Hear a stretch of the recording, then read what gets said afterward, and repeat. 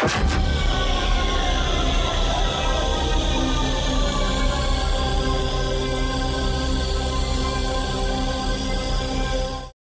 irmãos e irmãs, hoje nós comemoramos a memória, a festa de São Francisco de Assis. E é interessante como é que um santo que viveu no século XIII, nós já estamos no século XXI, né? E um santo que viveu no século XIII continua tão atual e continua atraindo as pessoas, até mesmo pessoas que não são católicos, têm um respeito pelo testemunho de Francisco de Assis, né?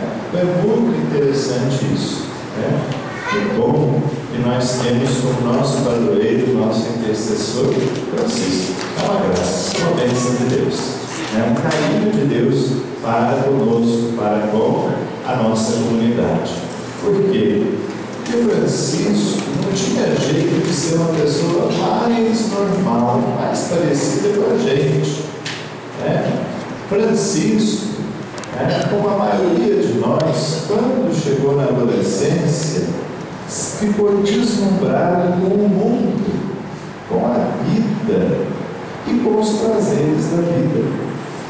E, como acontece com muitos de nós na adolescência, Francisco não queria saber de Deus, não, ele queria saber de viver, talvez achando que Deus atrapalhasse, que ele vivesse intensamente.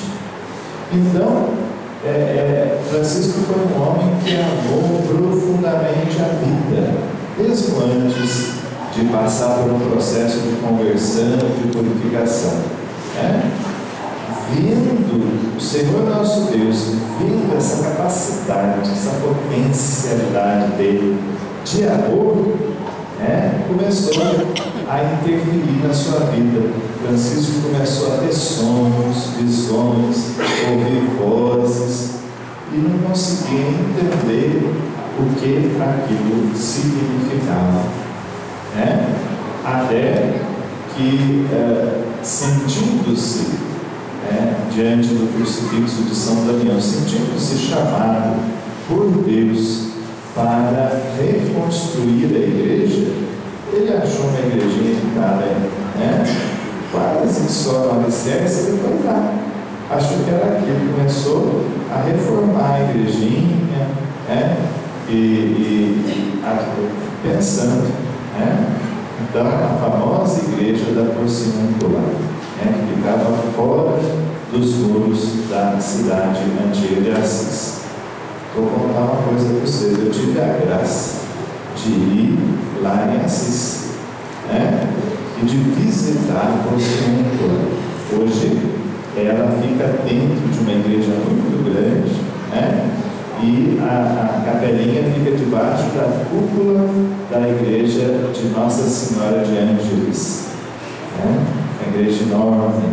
Tem ao lado, em anexo, o convento, que foi os franciscanos começaram ali muito tempo atrás, Inclusive tem aquela roseira que em qualquer outro lugar do mundo ela tem espinhos, mas lá no convento ela não tem, só lá, E a biografia de São Francisco diz que uma vez ele, sentindo-se tentado, ele atirou-se, tirou a sua batina, o seu hábito e atirou-se nas rosas. Lá na Europa, as roseiras ficam grandes, viu? É interessante. Por causa da primavera ser muito bem demarcada, então as roseiras parecem pequenas árvores, e ele se atirou para ser machucado pelos espinhos, e Deus concedeu a graça de os espinhos desaparecerem. Mas então, Francisco, ele aos poucos foi percebendo que Deus lhe chamava para um outro tipo de reforma, de reconstrução, mais do que reforma, reconstrução. Não era para reconstruir uma capelinha que estava em ruínas, mas era para reconstruir a igreja de nosso Senhor Jesus Cristo, que vivia numa situação de desvio da fé. E num momento em que a igreja era muito opulenta, muito rica, Francisco dá um testemunho de amor à simplicidade, à pobreza. Ele chamava a irmã pobreza. Ele começa a atrair outros companheiros, antes companheiros de farra, companheiros de festas, de bebedeira, se tornam companheiros de seguimento de Jesus. Muito interessante isso. E em pouco tempo ele tem uma pequena multidão de seguidores que se dispõem a esse estilo de vida totalmente consagrado a Deus, totalmente despojado de qualquer conforto, para ser um testemunho profético dentro da igreja. Também na cidade de Assis, uma jovem, entre tantas outras, sentiu-se muito atraída pela proposta de vida e de consagração de Francisco. Entra em contato e começa a viver a espiritualidade franciscana com um grupo de mulheres, que é Santa Clara. E é muito interessante como a espiritualidade franciscana e clarissa se completam. Francisco tem uma percepção muito intensa da presença de Deus na natureza. E ele foi agraciado de nascer numa região das mais bonitas da Itália, que é a região de Assis. De uma beleza, a natureza é uma beleza exuberante. A gente compreende, não é? E ele teve tanta facilidade, tanta intensidade na contemplação de Deus Criador através da natureza. Ele foi agraciado de viver num lugar de natureza muito bem. E Santa Clara, vivenciando essa proposta de contemplação de Deus na natureza, de pobreza, herdada, recebida de Francisco, ela vai dar um destaque especial no culto eucarístico, na contemplação do amor de Deus através da adoração ao Santíssimo Sacramento. Tanto que as clarissas promovem a adoração perpétua ao Santíssimo Sacramento. Então, meus irmãos e irmãs, nós vemos como se complementa, como enriquece a nossa vida espiritual o testemunho desses dois santos que nós os elegemos para serem os padroeiros. Francisco, padroeiro desta comunidade, Francisco e Clara, os padroeiros que nós já estamos aprendendo a amar como padroeiros da futura nova paróquia que se estabelecerá em toda essa região de nossa ainda paróquia Nossa Senhora de Fátima. Nós queremos então intensificar muito a nossa vida de fé.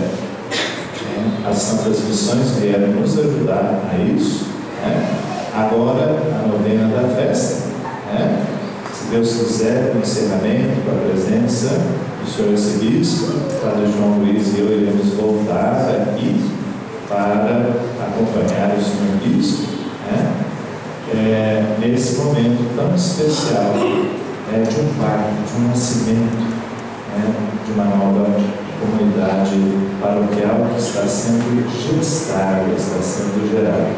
E que nós somos testemunhas, e que nós somos os responsáveis por promover essa gestação, esse nascimento, que venha à luz a nova comunidade.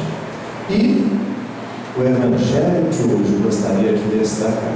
Como é que nós vamos vivenciar e como é que nós vamos dar luz a uma nova comunidade paroquial. É permanecendo em Jesus.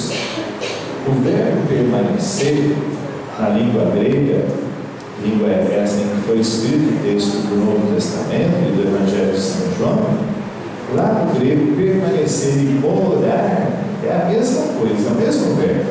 É um pouquinho diferente do português, né? Então, nós temos, embora permanecer tenha essa conotação, para o grego é a mesma coisa. Dependendo de como usa, tem sentido de morar ou de estar de forma duradoura, permanecer. Então, quando os dois discípulos de João que foram incentivados pelo Batista a procurar e a ir em busca de Jesus, como João diz, o Cordeiro de Deus, eles aquele que tinha pregado no mundo, eles vão atrás de Jesus. Qual que é a pergunta que eles fazem para Jesus? Mestre, onde moras?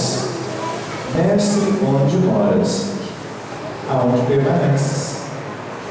Então, se a gente ler esse capítulo 15 e usar o verbo morar, fica bonito também, né? Jesus diz: morai em mim e eu morarei em vós. Olha que interessante. Residam em mim. Jesus quer ser uma casa acolhedora para nós. E se nós buscamos viver nessa casa acolhedora que é Jesus, nós nos tornamos, o nosso coração, a nossa vida se torna casa de Deus, sagrado e vivo nós nos tornamos pela nossa fé. Então, nós queremos seguir o testemunho, o exemplo de São Francisco e Santa Clara, vivendo a espiritualidade, o reconhecimento da presença de Deus no mundo, na natureza, especialmente na Eucaristia. E por isso, queremos viver o que o Evangelho de São João, no capítulo 15, nos ensina: a residirmos, morarmos em nosso Senhor Jesus Cristo, e assim nos tornarmos sagrados vivos da sua presença para o irmão, para o mundo. Louvado seja nosso Senhor Jesus Cristo.